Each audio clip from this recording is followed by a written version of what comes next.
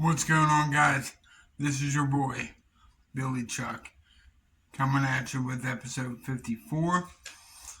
In this episode, we conquer the metal band As I Lay Dying. Let's get it.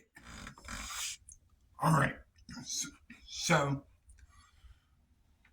Tim Lambesis is the lead vocalist of As I Lay Dying. Phil Segroso plays guitar and does backing vocals. Ken Susi plays guitar. Ryan Neff is the bass player. And Nick Pierce is the drummer. They were formed in 2000 by vocalist Tim Lambesis. And the band released 7 albums, 1 split album and 2 compilation albums. The band played at festivals like the Wacken Open Air Festival with Full Force, Soundwave Festival, Warped Tour, Bloodstock Open Air, and Taste of Chaos. In 2007, they won the Ultimate Metal God Award from MTV2 at the first annual All That Rock Special. They were named Artist of the Year at the San Diego Music Awards in 2005, 2007, and 2008. They were nominated for a Grammy in 2008 for the song Nothing Left. The song is ridiculous. Love it. But the band went on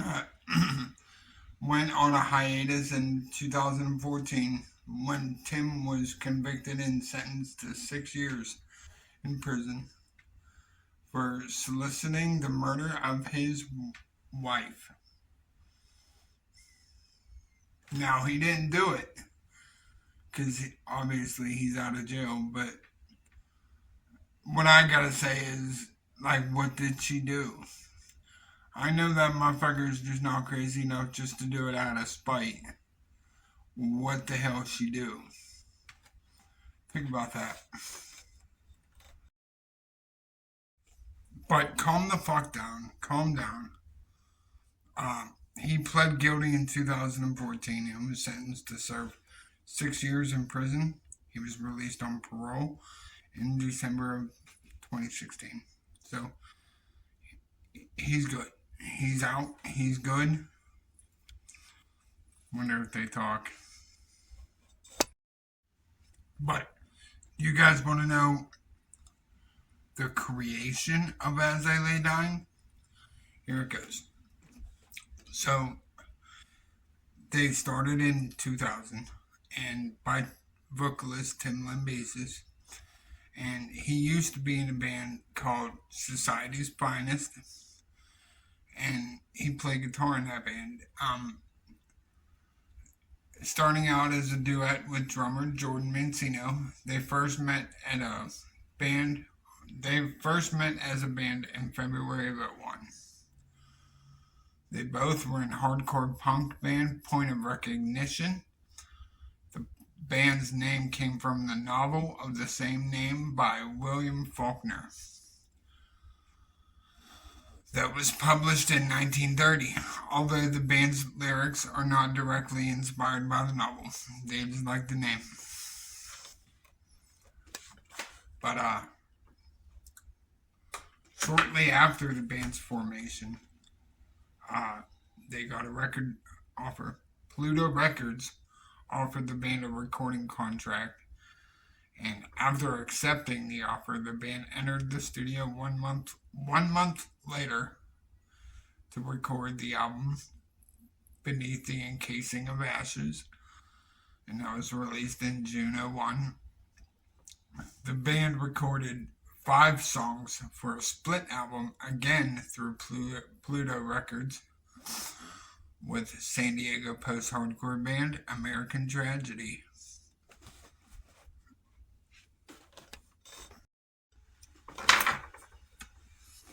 So, after leaving, I'm going to give you guys how As I Lay Dying derived. Right? shortly after the band's formation. As I Lay Dying realized it needed to expand to a 5-piece to include another guitarist and a bassist, obviously. But Mancino commented, "We are going on tour and we needed obviously more people than that." Yeah. Lane Bassist and Mancino were the only permanent members. The band recruited friends to perform with them and underwent several lineup changes. I'm noticing a lot of bands do that. There's a couple that have the same ones from when they started till now, but not too many. Bassist Noah Chase departed in 01, while Brandon Hayes and his replacement Aaron Kennedy, they left in 03. The band pursued other record deals with other record labels. After they were touring for a while and gained somewhat of an increase in people started to realize who they were, and they were offered a record deal with Metal Blade Records in March of 03. In July of 03, the band's second studio album was called Frail Words Collapse, and that was produced by Tim, and the album peaked at number 30 on Independent Albums Chart, Billboard's Independent Albums Chart, and it went to number 41 on the Heatseekers chart.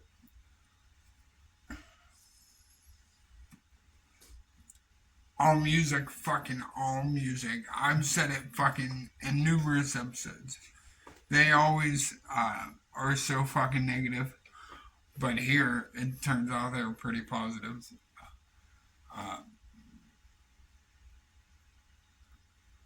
Well, they're negative this time. I'll read how they were positive later in their career. Now, they say about Frail Words Collapse, AllMusic said it doesn't really add anything to the mix from a musical standpoint. Fuck you, AllMusic. And with the release, while also praising it for being solid enough and well executed with adequate production. Sherwin Fries of Jesus Freak Hideout had some similar things to say, but he said the band didn't exactly break many boundaries in making this record. Everyone's a fucking critic. But he praised that each song is executed so well and with such precision that song don't miss its target. Touring then occurred to promote the album.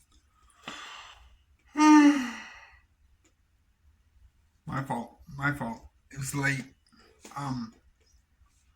But they toured to promote the album, and support from bands such as Hamza, Shadows Fall, Black Dahlia Murder, Killswitch Engage, In Flames, Sworn Enemy, and fucking Hatebreed. Music videos for the songs 94 Hours and Forever received rotation on networks such as Fuse and MTV2's Headbangers Ball. But their third album, it was called Shadows Are Security, and that was released in the same year and debuted at number 1 on the Independent Albums Chart. It was also the band's first release to enter the Billboard 200 at number 35, so congrats to them. Fucking All Music called it one of the strongest releases of '05 and commented that new guitarists Phil Sagroso and Nick Hippa make the band stronger. So, Disciple Magazine commented Tim finally honed roar and bittersweet instrumental matrices or matrices, augmented by occasional clean vocals by bass guitarist Clint Norris. Guitarist Phil Sagroso and Nick Hippo whip up a melodic cyclone on the song The Darkest Nights. But by this time, guitarist Evan White quit the band for personal reasons after his mom died. All the singing was done by Dave Arthur of Kings to You because it sounded more powerful in the studio in comparison to Clint Norris's singing.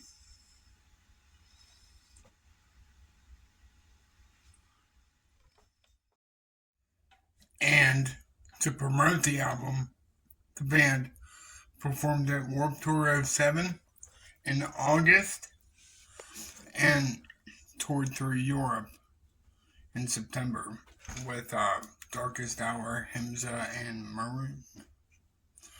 The band was awarded the title of Ultimate Metal God by MTV2's All That Rock special and was nominated for a Grammy in the category for the song Nothing Left. On April 9th of 2009, the DVD titled This Is Who We Are was released in Europe and was released in the US on April 14th of 2009. The DVD was certified gold in the US almost a month after its release. Congrats to you guys. But after recording through 2009, the band's fifth record, The Powerless Rise, was streamed on MySpace Music website on May 7th, 2010, up until May 10th of 2010. But anyhooser, the fourth album, it was called An Ocean Between Us. And that album peaked at number 8. So, the album was officially released on May 11th of 2010 and received generally positive reviews. One fucking critic saying fans of metalcore in general and As I Lay Dying in particular will be more than satisfied with The Powerless Rise, as the band's gradual progression and consistency makes up their best album. In February of 2011, the band headlined a US tour with support from Winds of Plague and After the Burial. Fucking love Winds of Plague. I might do an episode on them motherfuckers next. The band then toured in late April, early May with Trivium in support of Disturbed on the Music as a Weapon tour in Australia and New Zealand. Then at the end of May, in the beginning of June, the band headlined a few performances with Heaven Shall Burn.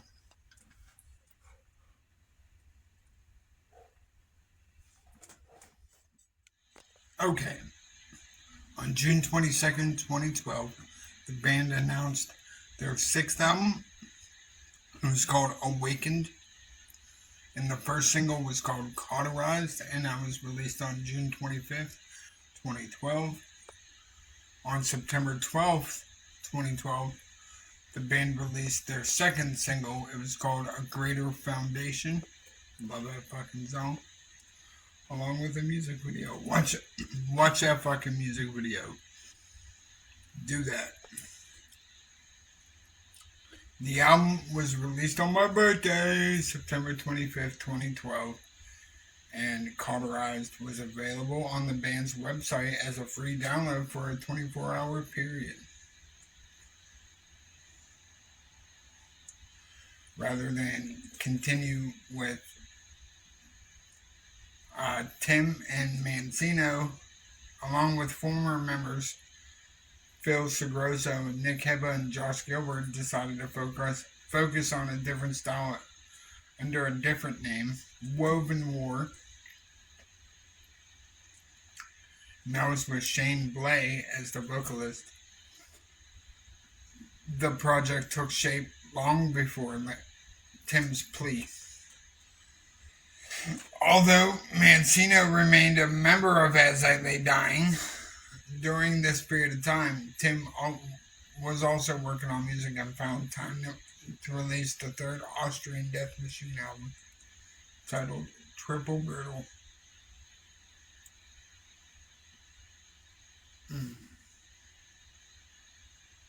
On May 16, 2014, Tim was sentenced to 6 years in prison with 48 days credit for time served. I still want to know what that girl did. If anybody knows, leave it in the comments. So, he's not crazy. Something had to have triggered it. Like I said, if anybody knows, leave it in the comments.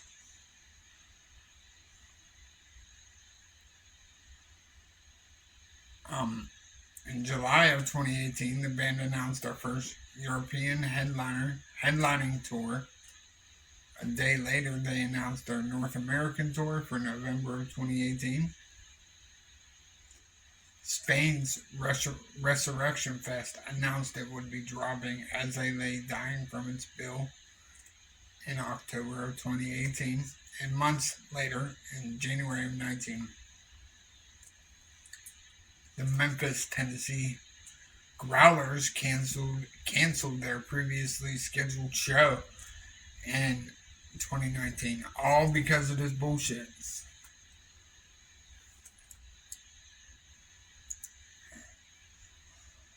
Growlers released a statement that acknowledged Tim's public message from 2018, but stated, after hearing and I quote, after hearing the combined voice of disheartened friends, local bands, and patrons, locally owned concert venue and bar Growlers has canceled their scheduled show with As They Lay Dying previously set for April 5th,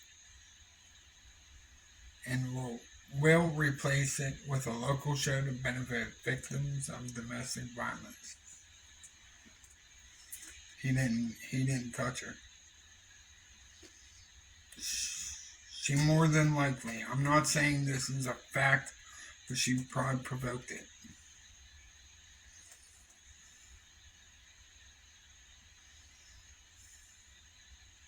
You know what I mean? Like, Tim's not crazy.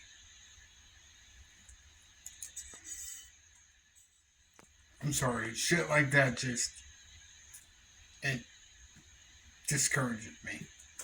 So I'm going to fast forward to September 24th, 2021, and the band unveiled a new single. It was called Roots Below. On May 16th, 2022, it was announced that bassist and clean vocalist Josh Gilbert left the band after 15 years. The band announced Ryan Neff from Miss May I would play bass on their upcoming tour. Around the same time, Unearth guitarist Ken Susi would leave Unearth and join As They Lay Dying as a full-time member. As announced on June 9th, 2022, drummer Jordan Mancino announced he will be sitting out of the band's upcoming tour to a number of ongoing internal issues that have not been resolved. That's pretty big. But to each his own. Drummer Nick Pierce, also formerly of Unearth, was announced as the band's live drummer for the upcoming tour. A week later, the band claimed Mancino excommunicated himself from the band and that moving forward without him was the only option, implying he was no longer in the band. After finishing their European tour in summer 2022, Tim announced the band had plans to release an album in 2023. So, there you go. The band announced the mixing of the album was underway. And that is that. But I'm going to close this out with their influences. So their influences include In Flames, Living Sacrifice, Iron Maiden, Slayer, At the Gates, Pantera, Megadeth, Fear Factory, Cannibal Corpse, Thin Lizzy, Shai Hulud, Dark Tranquillity, Metallica, Judas Priest, and Earth Crisis. Alright guys, that's all I got for you. If you liked what you seen, like what you heard, as always, hit that like button, smash that subscribe button, leave me some comments. I don't care if they're fucking negative. I don't care if you're a fucking asshole. Leave me some love.